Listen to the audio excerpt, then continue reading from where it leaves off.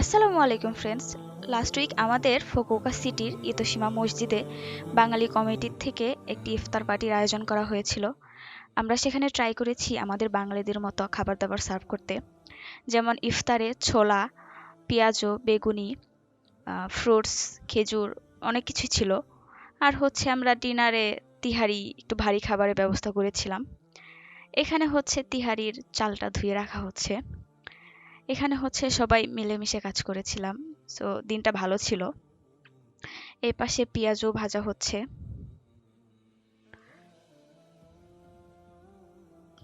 তারপরে এখানে হচ্ছে আরো অনেক ভাইয়া তারপর ভাবিরা ছিল, এরা সবাই কিছু না কিছু করতেছিল। এই পাশে হচ্ছে সালাদ রেডি করা হচ্ছিল আর ডিম সিদ্ধর পর ছিলা হচ্ছে। তারপর আরো হচ্ছে রান্না টান্না চলতেছিল। এখানে হচ্ছে বেগুনি ভাজা হচ্ছে। বেগুনিগুলো দেখতে এত সুন্দর ছিল, বলে বোঝানো যাবে না।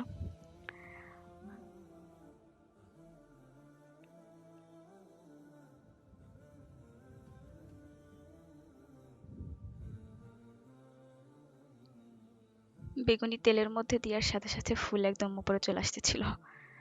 আর এই পাশে হচ্ছে তিহারির বিফটা হচ্ছে রান্না করা হচ্ছিল।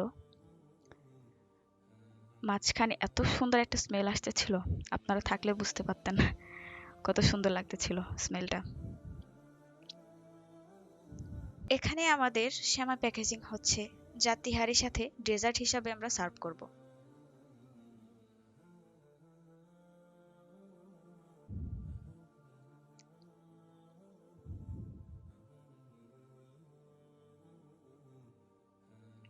এখানে হচ্ছে আমাদের সময় কাছাকাছি চলে যাচ্ছিল, এই জন্য আরেকটা চুলাতে আরেক ভাইয়া হচ্ছে দিচ্ছিল পেঁয়াজও, যাতে তাড়াতাড়ি হয়ে যায়, সময়ের আগে সব কাজ শেষ হয়ে যায়।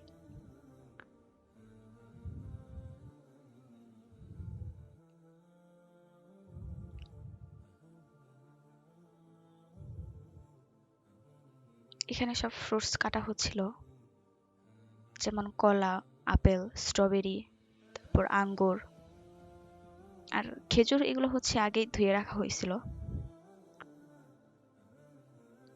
এখান থেকে আস্তে আস্তে হচ্ছে আমরা প্যাকেট করতেছিলাম। তো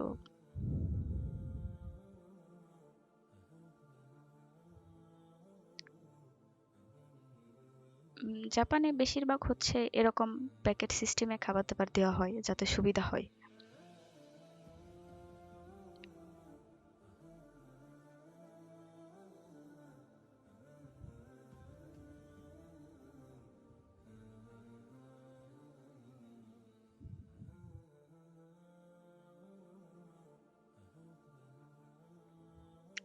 আর এই হচ্ছে আমাদের প্যাকেজিং ছিল।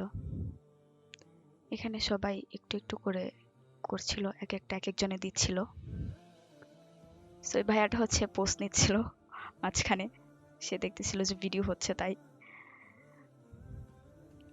তো এখানে হচ্ছে এক একজন এক একটা করে হচ্ছে ওই বক্সে দিচ্ছিল, যেমন এক একজনে আপেল, এক একজনে কলা, এক একজন হচ্ছে ছোলা দিচ্ছিল, এরকম। বাংলাদেশে যেমন হচ্ছে কোনো ইয়াতে করে প্লেটে দেয়, এখানে আর কি প্লেটের ব্যবস্থা না, এখানে হচ্ছে বক্সের ব্যবস্থা।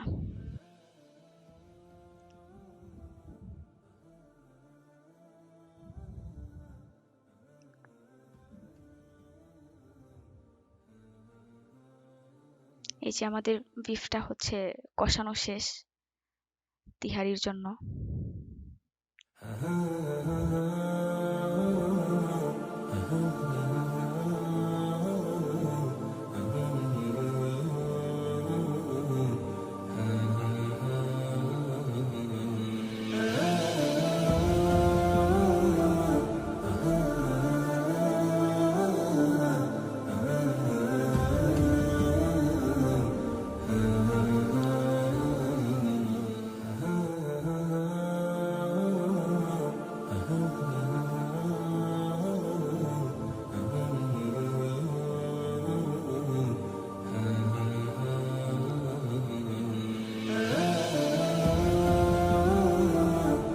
এই কাজটা করতে অনেক টাইম লাগছে আমাদের।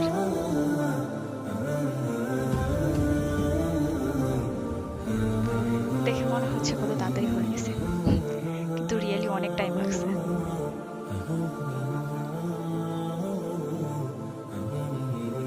Are aware of it. But if we remember this, then our taqwa may increase inshallah. The main purpose of this fasting is to increase our taqwa.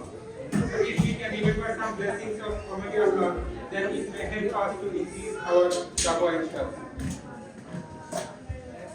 Almighty Allah says in the Quran, in Surah Nahl chapter 16 verse number 18, as well as in Surah Ibrahim chapter 14 verse number 34, if you want to count the blessings of Almighty Allah upon you, you will never be able to count them. So actually there are infinite numbers of blessings of Almighty Allah upon us. So today, let me remind some of them. The first blessing I want to mention is Almighty Allah has created us properly. Allah says in Surah Al-Ahqaf chapter 6 verse 2 and 3, Inna khalaqnal insana min nutfatin amshajin faj'alnahu sami'an basira. Inna hadaynahu as-sabila imma shakira wa imma kafura. Indeed, we have created man from a drop of mixed sperm so that we may test him. And we have given him the gift of hearing and seeing. We have shown him the way, either he will be grateful or he will be ungrateful. So Allah says,